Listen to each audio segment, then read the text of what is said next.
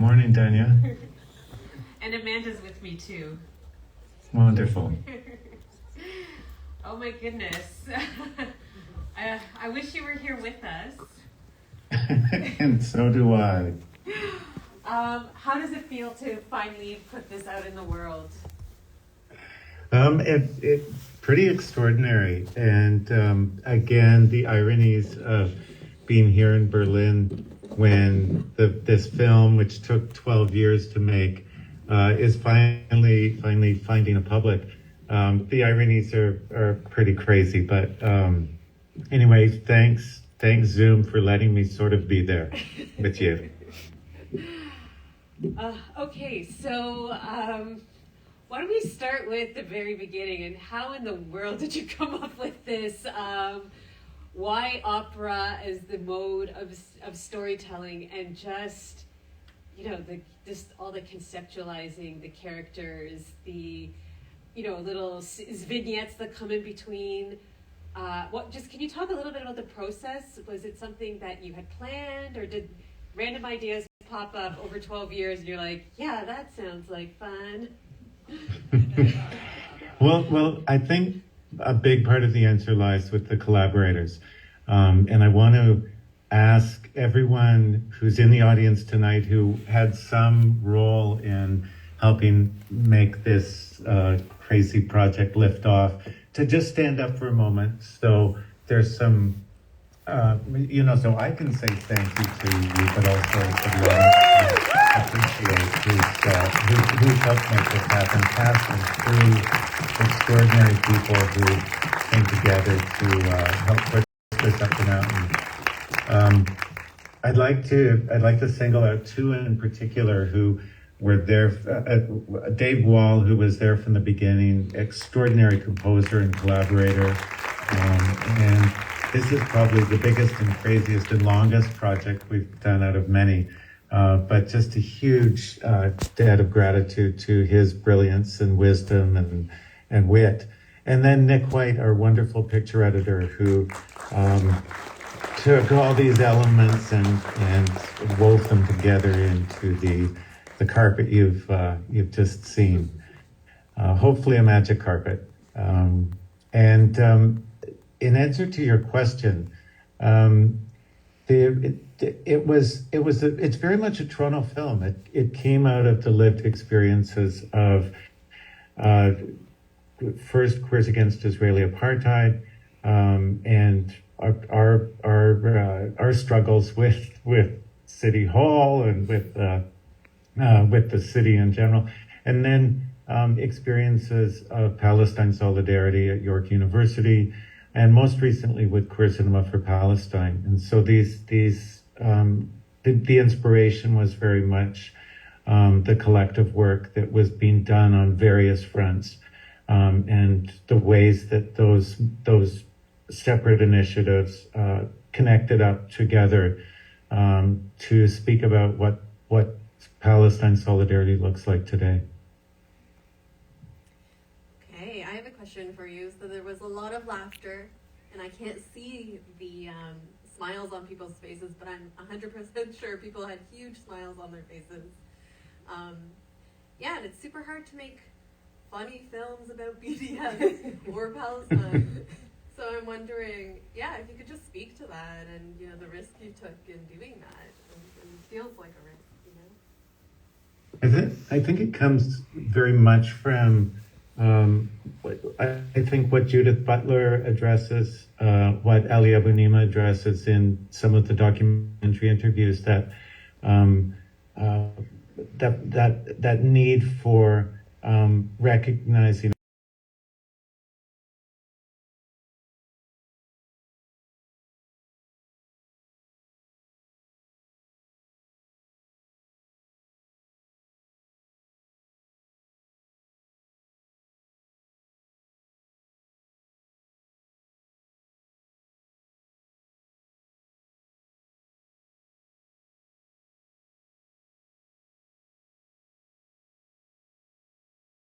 Berlin Biennale, and looking at an entire country mobilized to attack Palestinian art, but then seeing on the courage and bravery of those artists and their allies fighting back against attempts at censorship or actual censorship.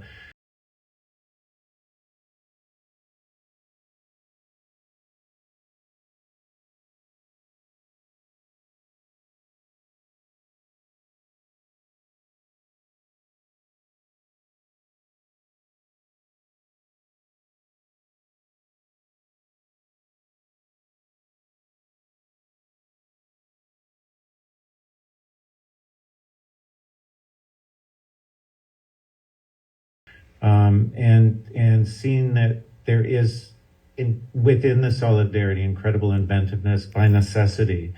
So again, the craziness of photo booth comes very much out of that inspiration.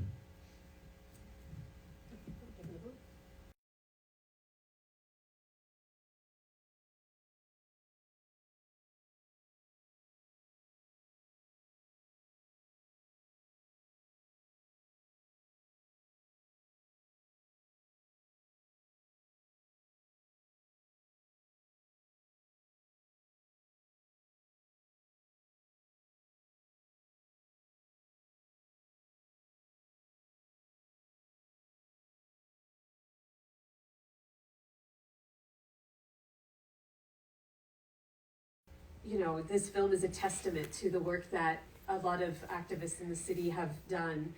And you followed it all the way to the killing of Shireen Abu Akleh. So I was just wondering, like, you know, looking back at that time, like, do you have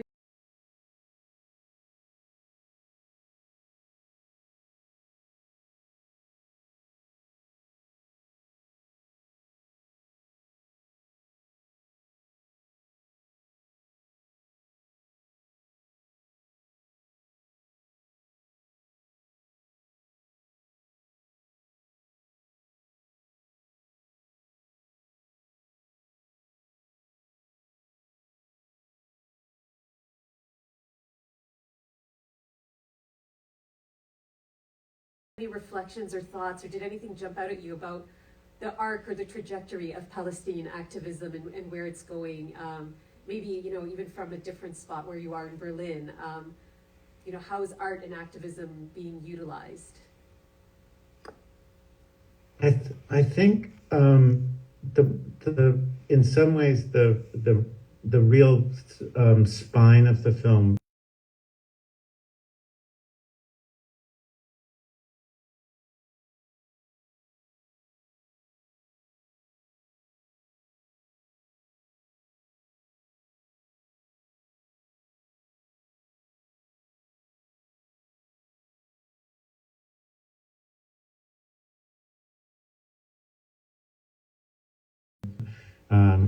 you know, stand on the right side of history, and the answers we would get back. These are peers. These are, you know, thoughtful, committed, progressive filmmakers who would argue back against BDS for all the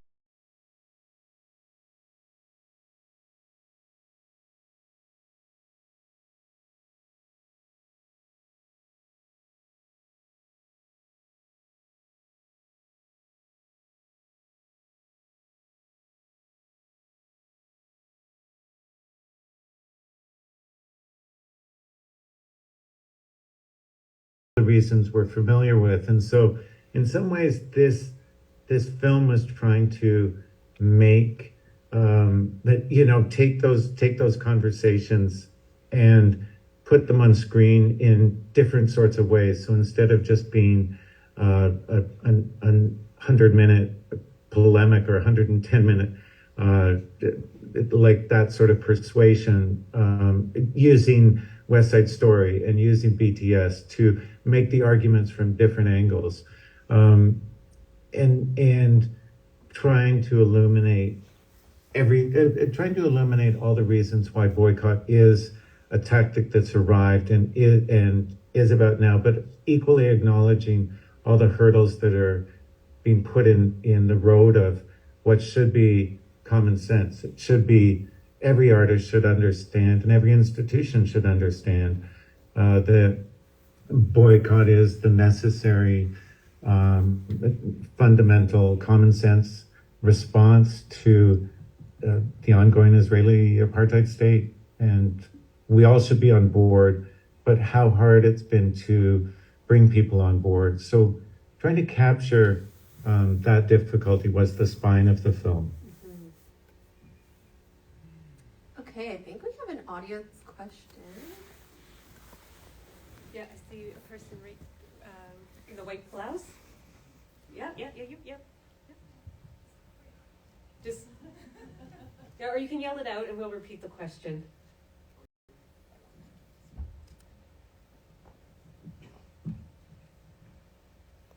Okay, well, hi. It's not really a question, it's more of a compliment. I just graduated from the University of Windsor and I studied film. And while studying at Windsor, I kept asking myself, what do you want to do with film? And watching your film today made me realize this is what I want to do with film. Like, I've been a volunteer. I have volunteered with the Toronto International Film Festival for over 5 years now, and I've seen a ton of films. But yours made me realize, this is what I want to do with film. This is what film should be about, and I want to appreciate you for that. Because seeing how much research, the videography and the cinematography that was put into this, and you just said 12 years of effort was put into this, is much appreciated by students like me who are just coming into the industry and trying to make it in the film industry. So I want to say thank you. And it will be nice that, everyone who put effort into this is much appreciated as well, because this is a life effort. This looks like a life effort. This looks like something that was, put into, so much effort was put into it. More than 12 years, I would say. I would say you started thinking about it for over 12 years over, and then the effort just started coming in 12 years in. So I want to appreciate you for that, and I want to thank you for that, and I want to thank you for this film. And another thing I would like to say is, when I talk to my friends, I say, I'm into film, let's go to the movies, or let's go watch a film together. They tell me, is it funny? And I'm like, I see film differently, even if it's not funny. But you made it funny. You made it attractive. You made it creative. You made it amazing. I didn't want it to end. When it ended, I was like, oh. So thank you so much. Thank you. And I wish you could be here with us so that we could, get autographs of you and get pictures of you and bug you the whole night. But thank you so much. Thank you. I'm going to take all of that and put it on our poster. That's so. That means so much. Thank you. And I look for. I'll be there at your premiere. It also sounds like you have permission to make it a 6-hour film. It was before me and Amanda got into the editing part. So true. I see a question back there. Okay, there is one question back there, and in the meantime, I have a quick comment as well. Get the mic up there. It's so much of a Toronto film, not only because you're following the history of the BDS movements and all the people that show up, but it's the diversity of it in every sense, aesthetically, the actors, the operatic singers, or is that the right term? Everything about it is so Toronto. Do you want to talk about the kind of diversity in all of these different parts of the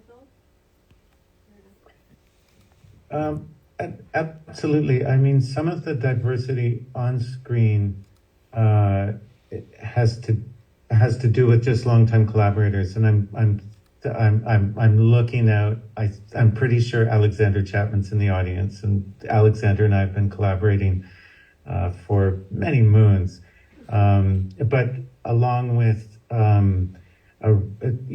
Stephen Chen as well, and they were the dynamic duo. leading the Eurovision entry, and sanguine. But I think the crucial thing, one of the crucial things about who our movement is, but equally what we're up against, is this world we find ourselves in. Jasper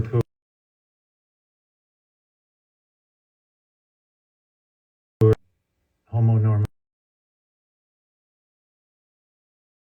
the rightward drift of a gay movement internationally and globally became something that we had to mobilize against and fight against. And one of the crucial things was by recognizing the diversity of the movement here in the city, and mobilizing that. And so trying to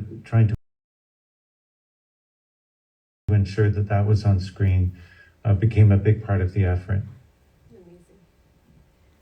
So the Hi. person, oh yeah, you've got a question over there. Yeah. Hi, I'm a gender, feminist, and women's studies student from York University, and I've been studying and involved in QP 3903 for years, and just, the film really made me feel the way that the campus is such a contested space for BDS activism, and as a queer person myself, the film really allowed me to see, the way that, pink washing and homo nationalism can be shown in a visual medium. And I felt very blown away by that, and I felt like it was quite profound. And I was wondering if you could speak to the challenge of depicting that through film, through a documentary style, and the tone of presenting it with irony, collage, the narrative. It very much so reminded me of Jack Halberstam's book, The Queer Art of Failure. And so this beauty of presenting, ideology and the fight for revolution, and knowing that there could always be a failure in the end. Thank you. Thanks. And tying it back to York, I realize I misspoke with the earlier question.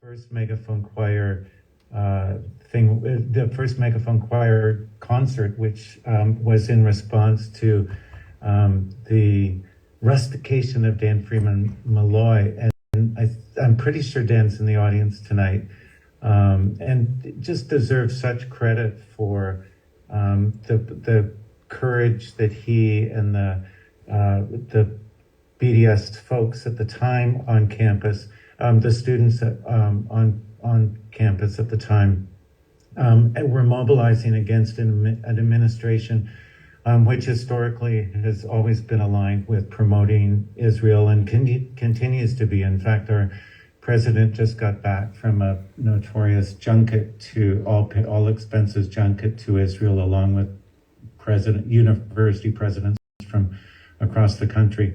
And I do think, on the one hand, this is grounded in York and the ongoing work, decades of work that activists like Dan and have continued to do, student activists, most importantly, have continued to do on York campus. But equally, it could have been, as this junket recently pointed out, just about any university in the country.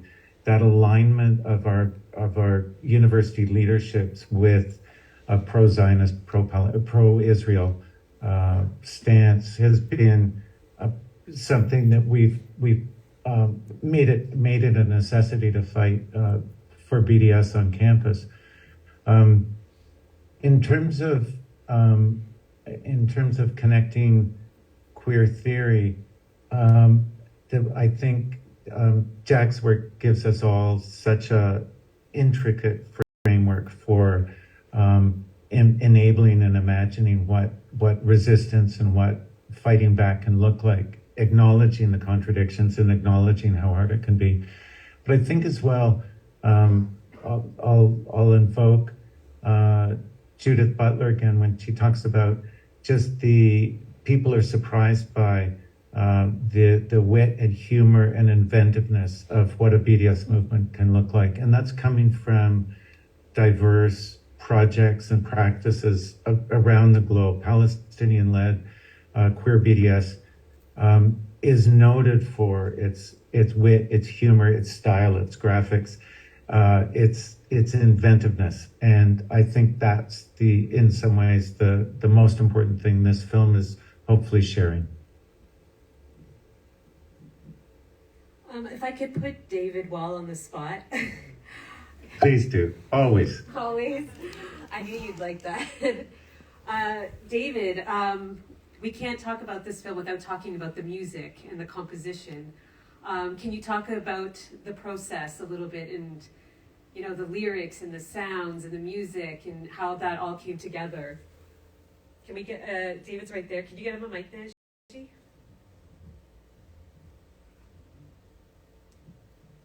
Hi. Working. Yeah, thank you.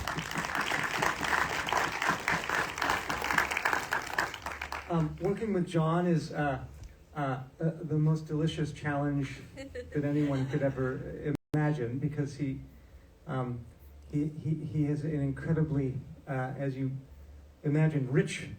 He has an incredibly rich creative process. He is not starved for ideas. In fact, they're abundant, and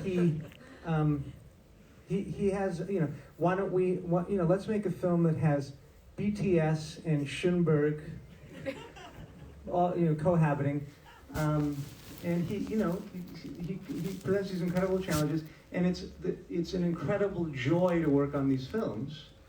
Where else could I get this kind of compositional and musical challenge? And of course, it aligns with all of my politics and all of my ideas about how the world should be. But the process, again, it took 12 years, but that's because there's multiple projects in here. It's not like we've been working on this for 12 years straight. It is a collage. Someone said the word collage. There's all sorts of projects. There's a recurring theme in the film, Hamza's agitprop videos. And a lot of those were videos that we created in response to specific things that were going on in the community and in the struggle.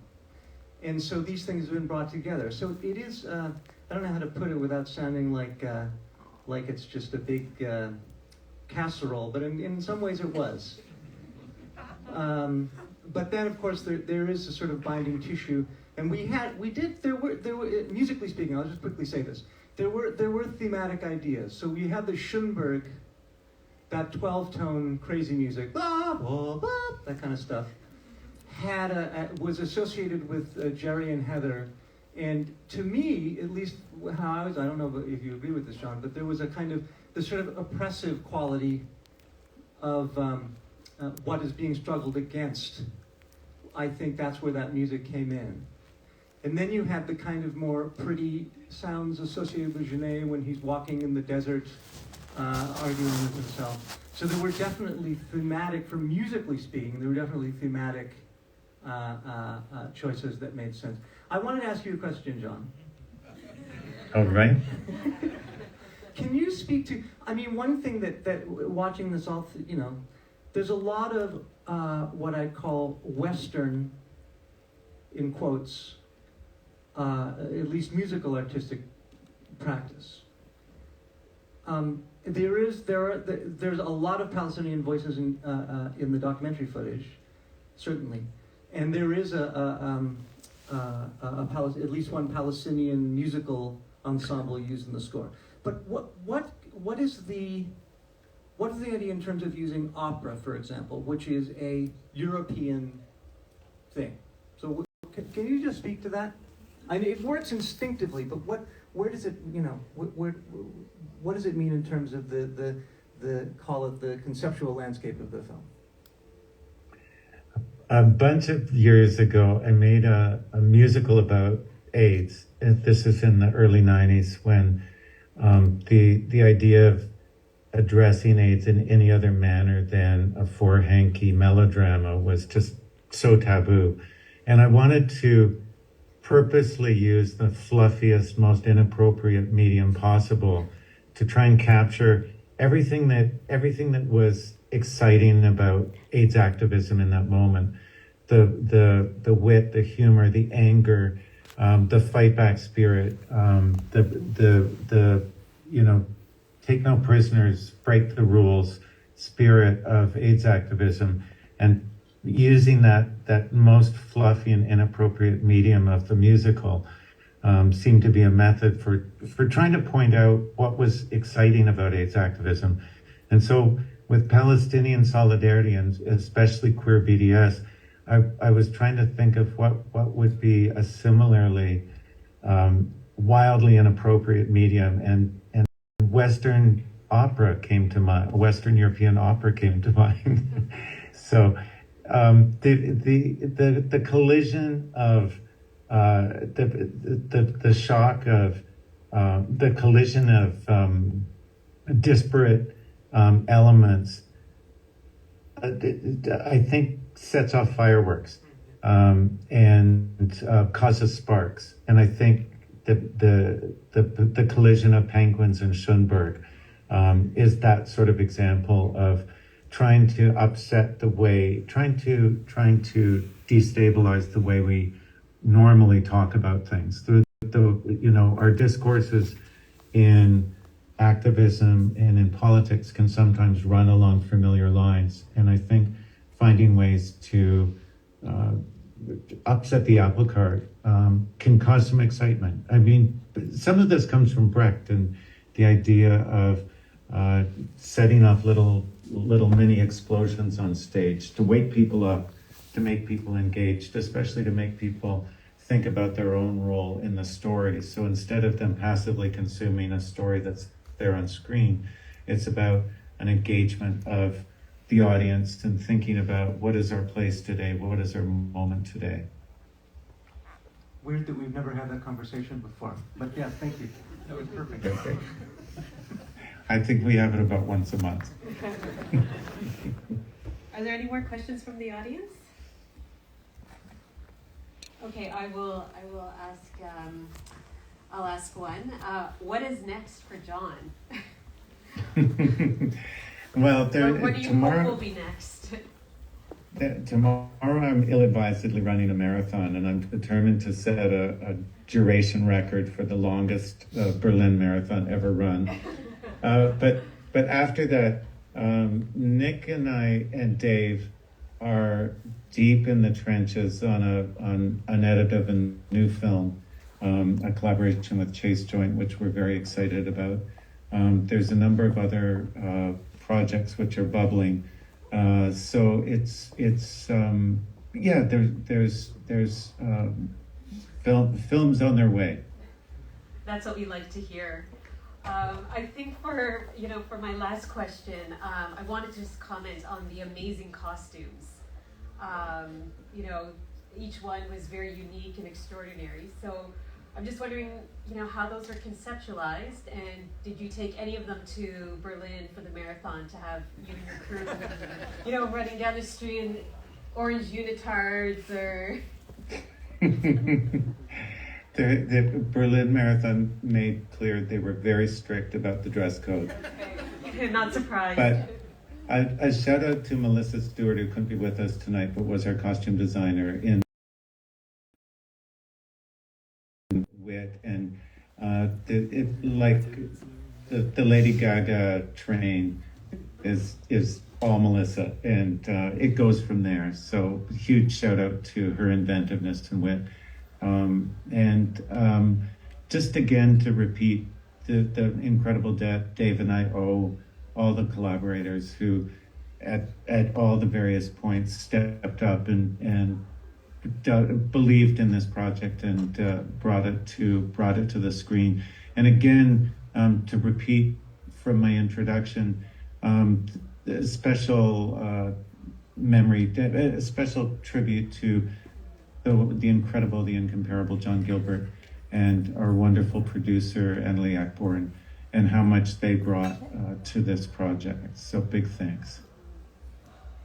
Well, congratulations, John. You know, we've heard a lot about the project, and it's so amazing to see it on the big screen finally, as intended. And we wish you the very best of luck in the marathon. Thank you for disrupting, you know, the training and, you know, the sleep regimen and, you know, getting up early for us.